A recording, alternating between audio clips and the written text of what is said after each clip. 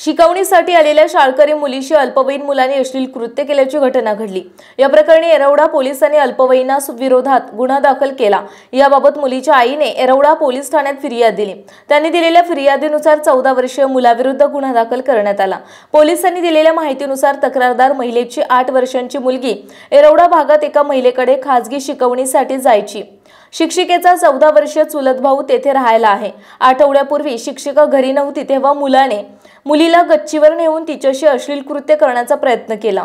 त्यानंतर मुलगी 2 दिवसांपूर्वी शिकवणीसाठी घरी आली तेव्हा ही शिक्षिका घरी नव्हती। त्यावेळी मुलाने मुलीशी अश्लील कृत्य करण्याचा प्रयत्न केला। घाबरलेल्या मुलीने या घटनेची माहिती आईला दिली। चौकशीत शिक्षिकेच्या 14 वर्षीय चुलत भावाने मुलीबरोबर 2दा अश्लील कृत्य केल्याचा प्रकार उघडकीस आला।